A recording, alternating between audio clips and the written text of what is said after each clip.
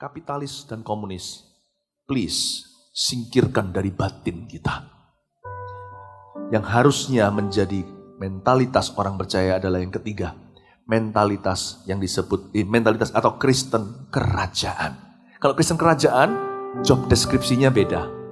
Pendeta harus mengelola, gereja harus misi, dan jemaat adalah mitra kerja Allah.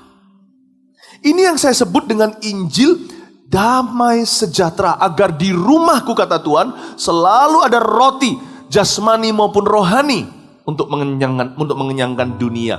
Ini yang saya sebut Kristen bijaksana, bukan Kristen anti berkat, anti salib, tapi Kristen yang bijak. Pendeta harus mengelola. Saya kembali ke poin ini. Maksudnya seperti yang Paulus katakan pada Timotius, bagaimana kamu bisa mengatur keluarga Allah kalau kamu tidak atur keluargamu dulu, keluargamu sendiri dulu. Berarti seorang hamba Tuhan juga bertanggung jawab untuk mengelola keuangan pribadinya dan keuangan keluarganya.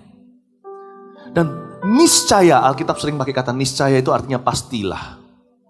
Sepasti gravitasi. Ya, sepasti daya tarik bumi. Kalau seseorang mengelola perkara sederhana, pasti diberi perkara besar oleh Tuhan. Kalau seseorang mengelola kehidupannya termasuk keuangannya, pasti dibuat Tuhan bertambah. Karena dia tidak akan masuk dalam jebakan yang sama, apalagi hutang piutang.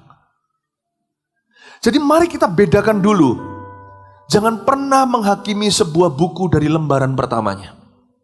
Kita semua harus berlomba-lomba pada jalur kita masing-masing. Yang penting adalah apakah mata kita tertuju pada Kristus, hidup kita sesuai firman dan doa, dikuduskan di sana. Dengan semua yang namanya mentalitas yang salah kita tanggalkan ini, kita akan ready atau siap untuk melihat bahwa perintah Allah itu indah.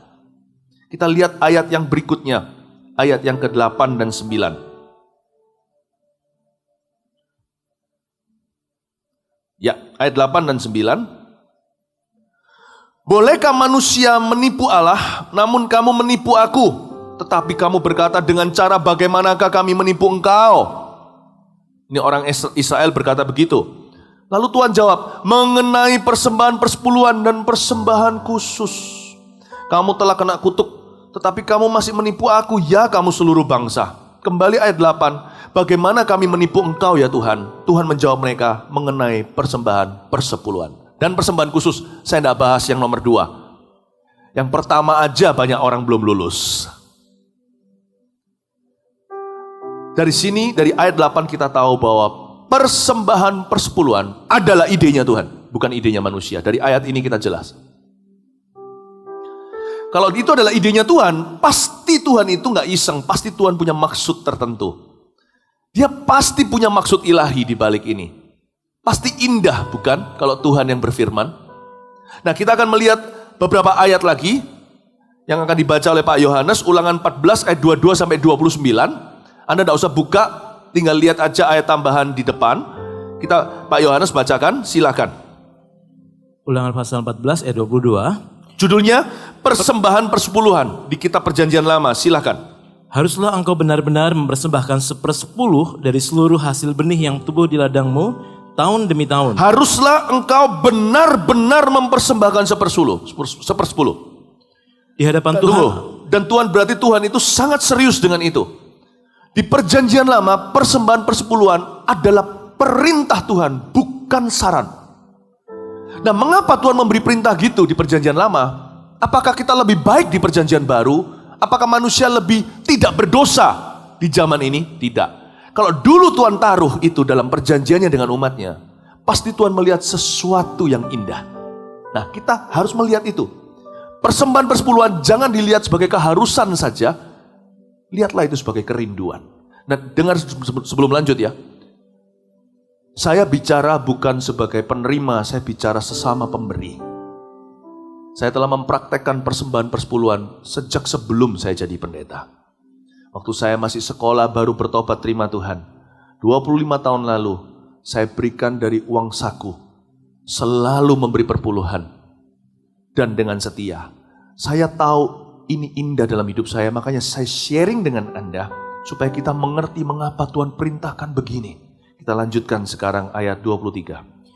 Di hadapan Tuhan Allahmu di tempat yang akan dipilihnya untuk membuat namanya diam di sana, haruslah engkau memakan persembahan persepuluhan dari gandummu, dari anggurmu dan minyakmu, ataupun dari anak-anak sulung lembu sapimu dan kambing dombamu, supaya engkau belajar untuk selalu takut akan Tuhan Di hadapan Allahmu. Tuhan Allahmu dan di tempat yang akan dipilihnya. Rule number 1, persembahan persepuluhan itu hubungan kita dengan Tuhan. Soal keuangan. Dan di tempat yang dipilihnya berarti bukan seenak pemberinya. Tetapi Tuhan yang jadi master, bukan mamon Tuhan kita. Jadi kita harus jeli minta tuntunan Roh Kudus dalam diri. Di mana Tuhan menempatkan kita, yang kita bisa panggil tempat itu adalah rumah rohani di mana kita bertumbuh. Di tempat yang Tuhan pilih. Bagi saya, ini adalah tempat yang Tuhan pilih. Karena di sini saya bertumbuh. Nah, bagi setiap orang beda, yang bukan dari gereja Mawar Sharon, saya nggak bisa bilang begitu. Tapi Anda mesti dituntun sama Roh Kudus. Nggak bisa sembarangan. Di tempat di mana Tuhan pilih, setelah itu baru memberi. Persembahan perpuluhan bahkan bukan merupakan urusan pertama. Urusan pertama itu harusnya bertumbuh rohani. Di mana Allah menempatkanmu. Bukan bicara tentang keuangan dulu. Sekali Tuhan tunjukkan tempat itu, setialah di situ. Bangunlah perjanjian dengan Tuhan. Silakan. Apabila dalam hal engkau diberkati Tuhan Allahmu, jalan itu terlalu jauh bagimu, sehingga engkau tidak dapat mengangkutnya, karena tempat yang akan dipilih Tuhan untuk menegakkan namanya di sana terlalu jauh dari tempatmu, maka haruslah engkau menguangkannya dan membawa uang itu dalam bungkusan dan pergi ke tempat yang akan dipilih Tuhan Allahmu. Sebentar. Dari sini ayat 24 dan 25 yang barusan dibaca oleh Pak Yohanes menjelaskan sistem zaman itu yang namanya transferan. Mereka bisa uangkan, lalu mereka bawa, kalau tempat itu terlalu jauh, dikirimkan ke situ. Tuhan itu tidak membutuhkan keuangan mereka di perjanjian lama, demikian di perjanjian baru. Tuhan itu hanya rindu membukakan jalan bagi mereka yang hatinya ingin memberi. Dan Tuhan kita itu indah, karena Dia ingin mengajarkan kepada kita kehidupan yang bebas dari kekhawatiran. Kalau kita lihat di ayat 24-25, Tuhan tidak butuh. Tapi Tuhan sedang mendidik putra-putrinya di perjanjian lama. Ayat berikutnya. Dan haruslah engkau membelanjakan uang itu untuk segala yang disukai hatimu, untuk lembu sapi atau kambing domba, untuk anggur atau minuman yang memabukkan, atau apapun yang diingini hatimu, dan haruslah engkau makan di sana di hadapan Tuhan Allahmu dan bersukaria engkau dan seisi rumahmu. Juga orang Lewi yang diam di dalam tempatmu, janganlah kau abaikan, sebab ia tidak mendapat bagian milik pusaka bersama-sama engkau. Juga orang Lewi yang diam di dalam tempatmu jangan diabaikan, sebab ia mendapat bagian milik pusaka bersama-sama engkau. Persembahan persepuluhan kita yang pasti adalah pasti akan berguna bagi para hamba-hamba Tuhan sepenuh waktu. Memang ada beberapa tipe-tipe hamba-hamba Tuhan. Pendeta pun tidak ada satu jenis atau macam. Di perjanjian baru, di gereja mula-mula ada yang tipe Petrus, yang betul-betul full time, sepenuh waktu, seluruh keluarganya juga. Tapi ada juga yang tipe Paulus, di samping itu pembuat tenda, di mana dengan tangannya dia juga semi bekerja untuk menghidupi misi-misinya dan untuk membiayai sendiri. Ada juga tipe-tipe hari ini, berbeda-beda. Ada hamba Tuhan yang sepenuh waktu, ada yang part-time. Ada juga hamba-hamba Tuhan yang pasangannya bekerja dan sebagainya. Jadi kita tahu, tapi yang pasti persembahan persepuluhan itu akan sangat-sangat penting bagi hamba-hamba Tuhan sepenuh waktu. Karena itu akan menghidupi mereka, sedangkan mereka telah melepaskan jabatan mereka di dunia. Mereka melepaskan mimpi-mimpi dan cita-cita untuk supaya menjadi pemimpin umat Tuhan dan pelayan, membawa misi Kristus sampai jauh ke ujung bumi. Nah, kalau kita lihat di ayat 27, Tuhan peduli dengan mereka. Makanya Tuhan akan membangkitkan bendahara-bendahara, yaitu Anda dan saya, untuk terus mendukung agar selalu ada selalu ada roti di dalam rumah Tuhan. Ayat 28. Pada akhir 3 tahun engkau harus mengeluarkan segala persembahan persepuluhan dari hasil tanahmu dalam tahun itu dan menaruhnya di dalam kotamu. Maka orang Lewi, karena ia tidak mendapat bagian milik pusaka bersama-sama engkau, dan orang asing, anak yatim dan janda yang di dalam tempatmu akan datang makan dan menjadi kenyang, supaya Tuhan Allahmu memberkati engkau di dalam segala usaha yang dikerjakan. Terima kasih. Ayat ini pertama dikatakan orang Lewi. Persembahan perpuluhan itu akan berguna buat para imamat dan Lewi di perjanjian lama. Mereka yang sepenuh waktu. Sebenarnya, karena sekarang di zaman modern ini banyak trauma. Perpuluhan ini kontroversial sekali. Tapi sebenarnya pada dasarnya, orang-orang Lewi yang menjadi cikal bakal penerima perpuluhan di perjanjian lama, setelah mereka menerimanya, mereka pun memberikan perpuluhan kepada imam besar. Imam besar memberikan perpuluhan kembali kepada bait suci. Jadi sebenarnya setiap orang harus memberi. Nah, orang-orang Lewi di zaman itu adalah salah satu suku. Dan kalau kita perhatikan orang-orang Lewi ini sebenarnya tidak susah untuk dapat kerja. Karena mereka orang-orang yang sangat teliti. Makanya Tuhan percayakan pada suku ini. Karena mereka sangat-sangat detail di dalam menangani perkakas-perkakas bait suci. Suku Lewi adalah suku yang excellent.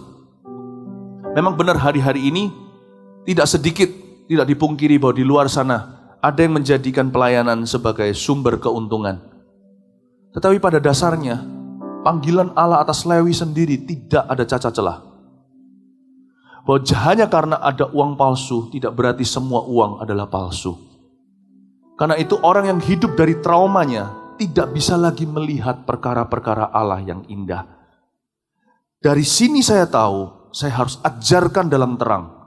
Kalau kita tidak speak up dan angkat bicara, maka yang salah akan lebih kerasa. Tapi ketika diajarkan, dibawa masuk dalam terang, semuanya jadi diuji oleh roh dan kebenaran. Dan waktu saya perhatikan tentang persembahan persepuluhan, saya merasa orang Lewi patut mendapat dukungan. Karena mereka yang asli, mereka yang sungguh-sungguh terpanggil di dalam ministry. Tidak susah dapat pekerjaan di luar sana. Mungkin bisa jadi orang-orang yang berhasil. Orang-orang ini menyerahkan mimpi dan cita-citanya agar bisa melayani Anda dan saya. Agar mereka bisa memimpin umat Tuhan maju. Bukan hanya dalam penginjilan dunia, tapi agar hidup mereka ada roti. Bapak Ibu, saya rasa fair sekali untuk kita bisa melihat orang-orang Lewi ini diberkati. Dipakai Tuhan. Persembahan perpuluhan ternyata tidak hanya berhenti sampai Lewi. Karena hanya untuk Lewi saja terlalu besar. Ketika Lewi itu pun kenyang, dipakai Tuhan. Sejahtera mulai menguasai seluruh baitnya. Sejahtera mulai rata di antara umatnya. Tidak heran orang-orang asing pun mengecap berkat di ayat 29 bicara tentang misi ke ujung bumi. Lalu anak yatim dan janda tak terkecuali diakonia. Persembahan persepuluhan itu waktu jatuh ke tengah, tidak berakhir di sana. Kiri kanan menjadi berkat. Sampai kepada janda, sampai kepada orang-orang anak-anak yatim piatu. Dan Tuhan semakin berkenan kepada umatnya menjadikan negeri kesukaan. Dan Allah berkata di sini supaya Tuhan Allahmu memberkati engkau di dalam segala usaha yang dikerjakan oleh tanganmu. Tuhan ingin sekali agar umat Tuhan itu diberkati, agar mereka jadi berkat. Tetapi fondasinya adalah a lifestyle yang memberi. Sebuah gaya hidup yang memberi. Dan itu tidak ada perkecualian. Lewi pun memberi, imam besar pun memberi. Karena Tuhan kita adalah Allah yang generous atau yang murah hati. Murah hati itu bukan pemberian, sifat. Dan Tuhan ingin kita memiliki sifat demikian. Karena itu Allah memberi perintah persepuluhan. Tujuannya bukan money, tapi karakter ilahi.